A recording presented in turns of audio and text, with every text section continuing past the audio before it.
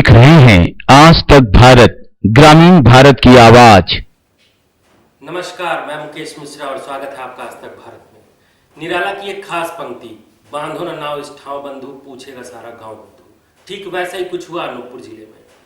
7 सितंबर को मुख्यमंत्री अनूपपुर पहुंचे और भाजपा प्रदेश उपाध्यक्ष रामलाल रतेल मंच में न बैठकर नीचे बैठ गए। बस सवाल यहीं से खड़े हुए। लोगों ने सवाल पूछा नहीं, खुद से बताना शुरू कर दिया। समर्थकों ने कहा कि ये कार्यकर्ताओं का सम्मान था, तो कुछ लोगों ने आरोप भी लगाया कि ये हमारे प्रत्याशी के विरुद्ध साजिश। इन्हीं सब सवालों को लेकर हम आए हैं भाजपा के प्रदेश उपाध्यक्ष रामलाल रतेल के पास, जिनसे हम पूछेंगे उनसे उनकी बात। मैं स्वागत करता हूं आज तक भारत में रामलाल रतेल जी का। बहुत बहुत धन्यवाद साहब। साहब, वजह क्या थी कि आपको मंच से उतरकर नीचे बैठना पड़ा? सारे लोगों ने आपसे निवेदन किया, सारे लोगों ने आपसे बात भी की, फिर भी आप मंच पर नहीं बैठे? नहीं, ऐसी कोई वजह नहीं है। भारतीय जनता पार्टी माननीय मुख्यमंत्री जी का प्रवास था और उस प्रवास के दौरान मैं कार्यकर्ताओं के बीच बैठा था। अन्य हमारे जो विपक्षी दल के लोग हैं अनावश्यक तूल देते हैं, कोई ऐसा विषय नहीं है। कार्यकर्ता थे, कार्यकर्ता के सम्मान के दृष्टिकोण से मैं नीचे बैठा हुआ था। कार्यकर्ताओं को अच्छा लगा, अच्छा महसूस किया और उनने कहा कि यार ये हमारे बीच का कार्यकर्ता है, हमारे बीच में है। बड़ी प्रसन्नता जाहिर लोगों ने किया। ऐसी कोई बात नहीं है जैसे लोग आकलन लगा रहे हैं। मुझे लगता है इसमें कोई क्रिया प्रतिक्रिया देने की आवश्यकता नहीं है। आप और भाजपा से अभी जो वर्तमान में प्रत्याशी हैं, दोनों धुर विरोधी रहे हैं। इसी को लेकर के कयास लगाए जा रहे हैं कि आप अच्छे से पार्टी का कार्य करेंगे या नहीं करेंगे। तो इस चुनाव में रामलाल रतेल की भूमिका क्या होगी? देखिए, क्या है कि ये बात सही है कि माननीय शाहू लाल जी और कांग्रेस की तरफ से, भारतीय जनता पार्टी की तरफ से मैं 1998 से दोनों एक दूसरे के प्रतिद्वंदी रहा करते थे। राजनीतिक द्वेष था, राजनीतिक संघर्ष थे, राजनीतिक मुद्दे थे। अब वर्तमान में हमारे भारतीय जनता पार्टी की उन्हें सदस्यता ग्रहण कर ली, भारतीय जनता पार्टी के कार्यकर्ता भी हो गए और भारतीय जनता पार्टी प्रत्याशी बनाती है तो हमारी जिम्मेदारी होगी, हमारी जवाबदेही होगी कि भारतीय जनता पार्टी के हम सब मिलकर उनको जिताने का प्रयास करेंगे। भारतीय जनता पार्टी ने बड़े विश्वास के साथ प्रदेश नेतृत्व ने मुझे अनूपपुर विधानसभा क्षेत्र का चुनाव संचालक बनाया है, तो मैं पूरा कोशिश करूंगा कि पार्टी का जो उम्मीद है उसमें मैं खरा उतरूं। ऐसा मेरी तरफ से प्रयास रहेगा। अलग अलग सोशल मीडिया के प्लेटफॉर्म पे कयास लगाए जा रहे हैं, कुछ आरोप भी लगा रहे हैं कि रामलाल रतेल कांग्रेस के प्रत्याशी हो सकते हैं।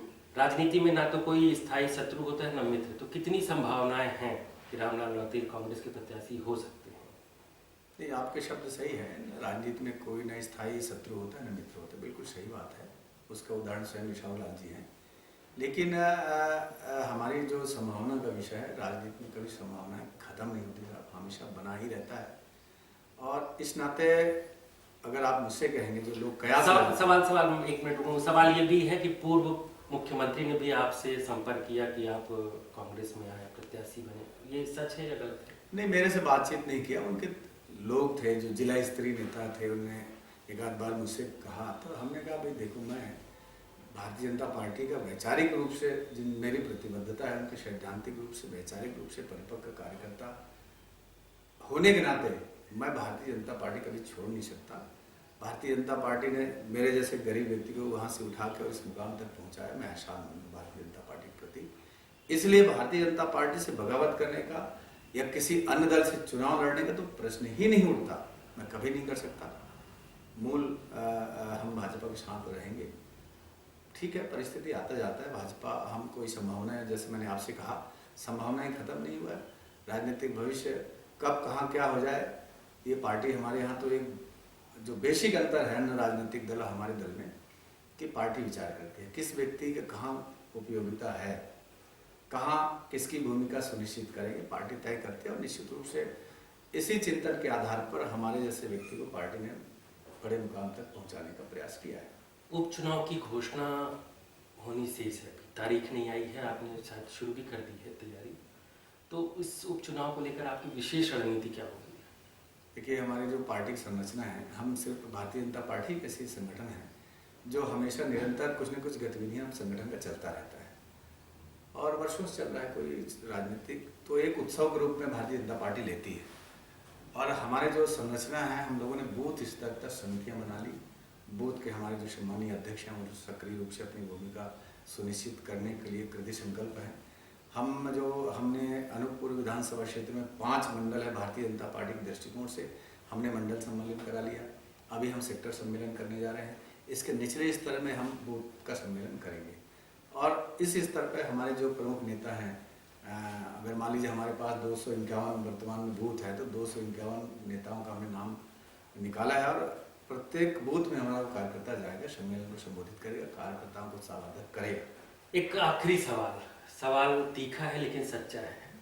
इसके पहले जो भी चुनाव हुए हैं, या तो आप जनता के पास जाते थे, मतदाता के पास जाते थे, वो बिसाहुलाल के विरोध में, बिसाहुलाल जाते थे आपके विरोध में। इस बार आप दोनों साथ हैं, तो ऐसे कौन से मुद्दे होंगे जो आप मतदाता के पास लेकर जाएंगे या मतदाताओं को अपने ओर आकर्षित करेंगे? देखिए, कांग्रेस और भाजपा में यही अंतर है, बेसिक अंतर है। भारतीय जनता पार्टी कार्यकर्ता आधारित संगठन है, कांग्रेस तो व्यक्ति आधारित है। हमारे यहाँ व्यक्ति चुनाव नहीं लड़ता, संगठन चुनाव लड़ता है। तो हम जो विकास के मुद्दे हैं, राष्ट्रीय स्तर के मुद्दे हैं, अनेक भारत सरकार ने देश दुनिया में जो नाम सम्मान बढ़ाने का काम किया, एक विषय वो रखेंगे। भारत सरकार ने भी जो हितग्राही मूलक योजनाएं, व्यक्तिगत लाभ पहुँचाने के जो काम किया वो अनेक है, उसको ले जाएंगे। मध्य प्रदेश शासन ने जो विशेष करके संबल योजना पहले भारतीय जनता पार्टी की सरकार ने प्रारंभ किया था, कमलनाथ ने उसको बंद कर दिया। पुनः शिवराज जी के आने के बाद वो कार्य प्रारंभ हो गए। गरीब से गरीब व्यक्ति अगर कोई खत्म होता है तो कफन के लिए जो पैसा देने का काम कमलनाथ जी ने बंद किया था, हम उसकी शुरुआत शिवराज जी ने किया। तमाम जो मुद्दे हैं, हितग्राही मूलक योजना और विकास से संबंधित, ये 2 विषय को लेकर हम जनता के बीच जाएंगे और मुझे पूरा विश्वास और भरोसा है कि जनता पूरे समर्पण भाव से भारतीय जनता पार्टी को समर्थन व्यक्त करेगी, ऐसा मैं उम्मीद करता हूँ। धन्यवाद रामलाल जी। बहुत बहुत धन्यवाद। फर्श से लेकर अर्श तक का सफर तय करने वाले रामलाल रौतेल ने कहा कि मैं कांग्रेस में कभी नहीं जाऊंगा, भाजपा मेरी अंतरात्मा है, भाजपा मेरी आत्मा है, भाजपा संगठन ही मेरा परिवार है। उन सारे सवालों पर एक बार फिर से विराम लगा जो कुछ लोग उठा रहे थे। इन सब के साथ बातचीत यही समाप्त करते हैं। नमस्कार।